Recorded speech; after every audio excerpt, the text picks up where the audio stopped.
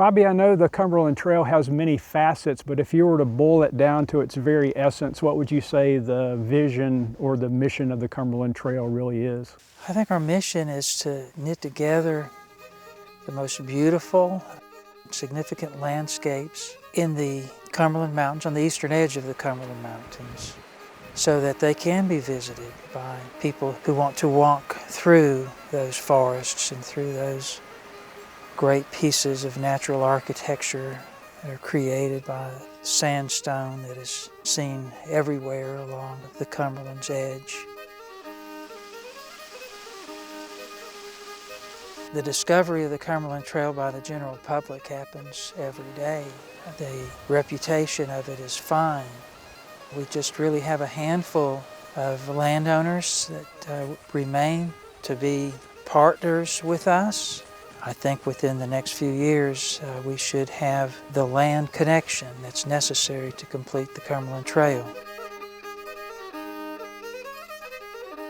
You know, we're excited as a foundation about the most recent investments we've made to continue the Cumberland Trail up here in Dayton, to see what might be involved in making the physical connection between downtown to the plateau. And I think that's going pretty well too. We have a lot of great neighbors here.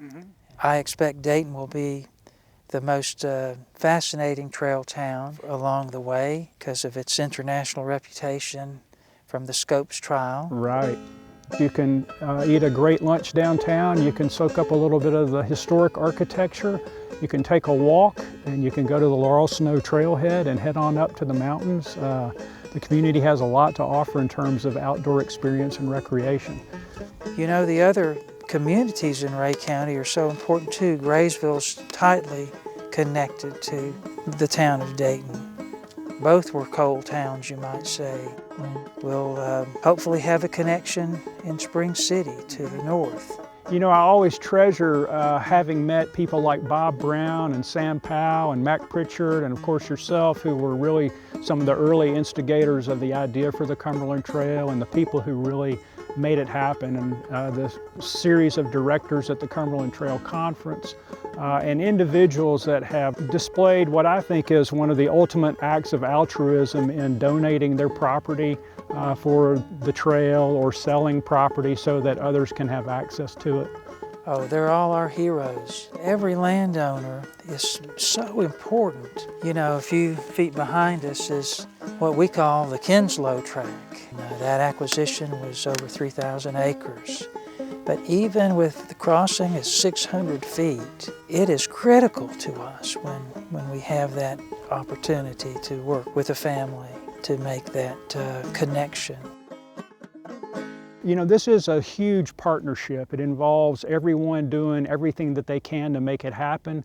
The groups that we've worked with include government, other nonprofits, particularly land trusts, groups like the Climbing Conservancy, even the University of Tennessee at Chattanooga. So it really has been a family effort, and I think that's another notable aspect of this project. It is many, many hands on it. You might say, we want to tell all their stories.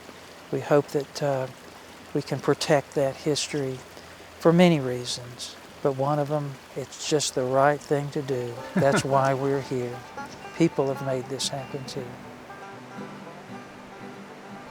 Well, you know, when we plant trees as humans, we know it's not for us, it's for future generations. And I think the Cumberland Trail is the same type of idea.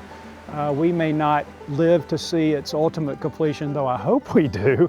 We've been at this a while, but we'll know in our hearts and our minds that others that come beyond us will have the pleasure of walking these mountains and viewing these sculptured gorges and learning about the history of this area. And I don't think there could be a more satisfying feeling than being a part of this project. Well, I'll have to agree with that.